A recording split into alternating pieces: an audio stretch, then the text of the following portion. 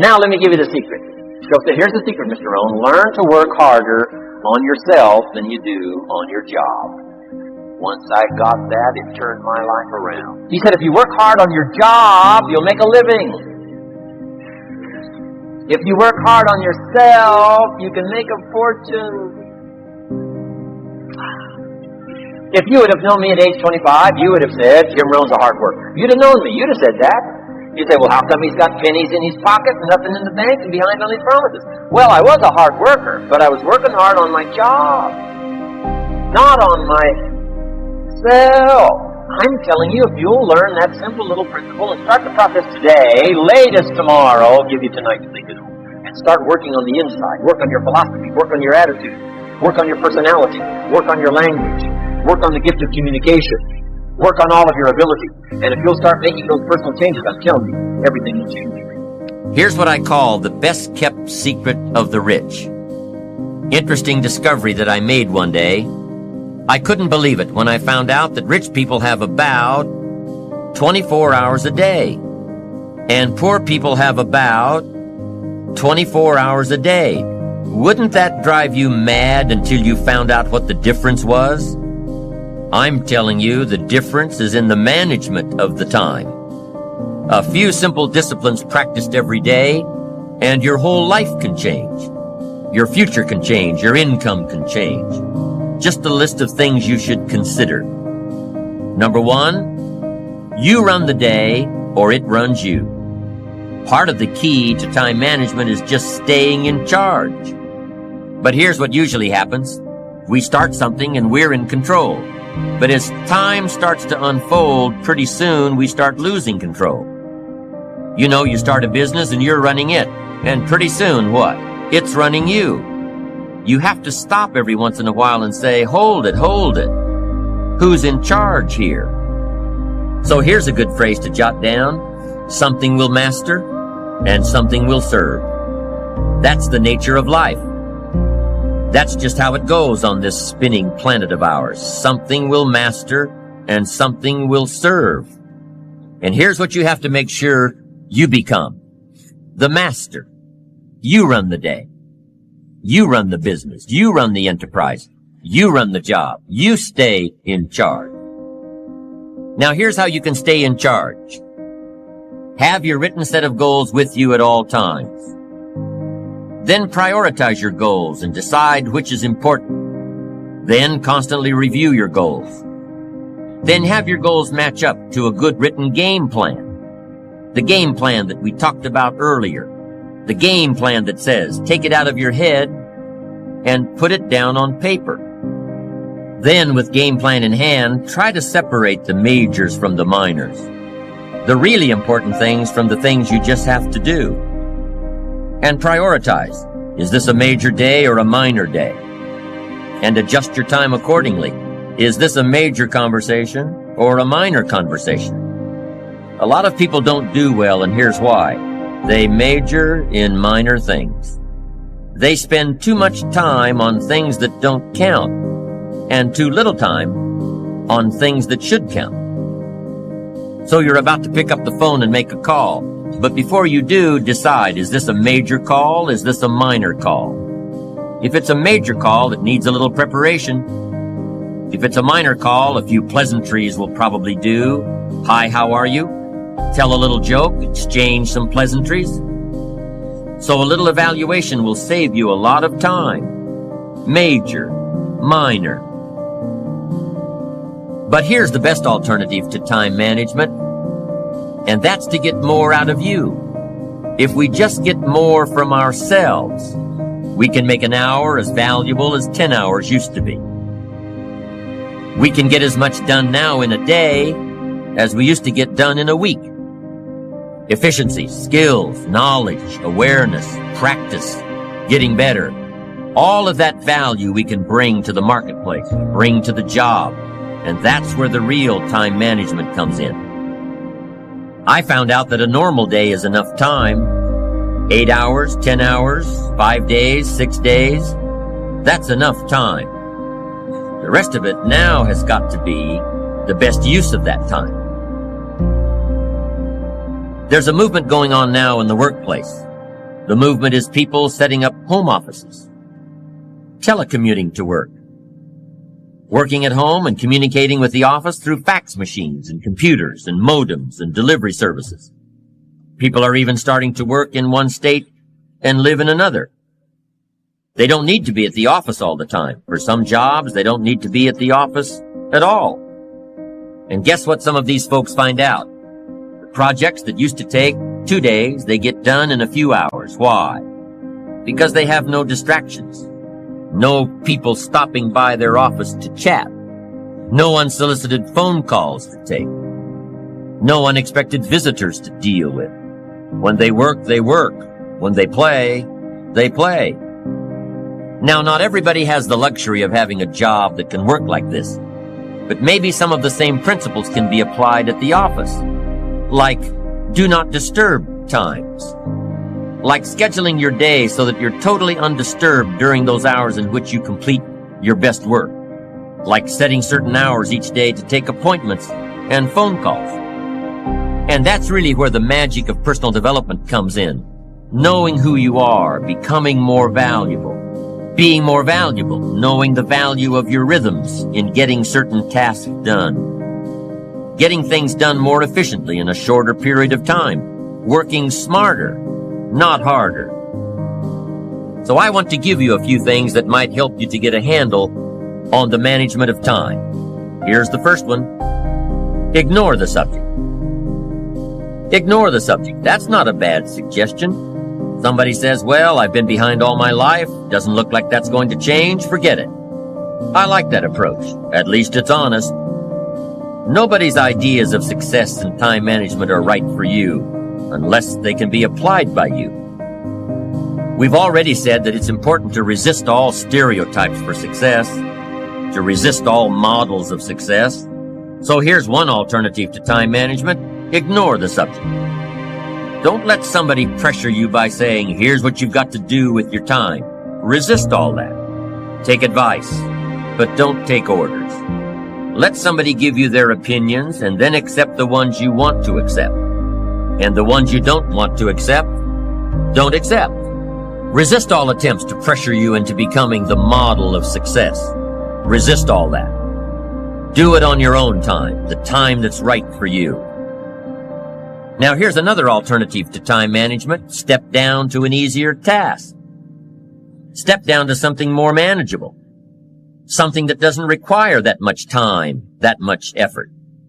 That's an alternative. Some people in sales are promoted to being manager.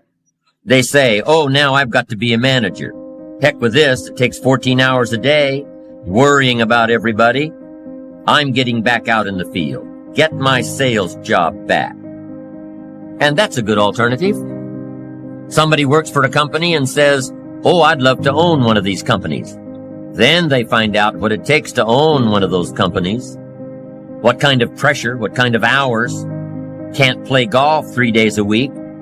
And finally says, hey, you know, I've had it up to here with all the headaches and trauma and dealing with all these people's lives and running a company and being responsible for all the stuff. I'm going to step down. And that's a good alternative. It really is. Don't let yourself be pressured when stepping down might give you a better lifestyle. Little girl complained that her father never played with her. She said, Daddy comes home, got his briefcase full of papers, says hello to me, pats me on my head, and disappears. She said, how come my daddy can't play with me when he comes home? And her mother explained and said, look, your daddy works very hard. He loves you very much. But at the office, he's got so much to do that he can't get it all done. So he has to bring the rest of it home. So that's why your daddy can't play with you. And the little girl says, why don't they just put him in a slower group? Not a bad idea. And I offer that here. If you're too busy to play with your kids, you need to join a slower group. You've got to have time for your family. I went for some things that cost me too much in those early days. If I'd known how much it was going to cost, I never would have paid the price. So you've got to weigh the consequences, how to make everything fit. Sometimes that extra money isn't worth it. if it pressures you into losing touch with somebody you really care about. So family must be considered here as well. Next time management essential, don't mistake movement for achievement. You probably know some people around you who are just plain busy being busy. You've got to be busy being productive. It's easy to get faked out by being busy. Guy comes home at night, flops down in the easy chair, says, "I've been going. But the real question is, doing what?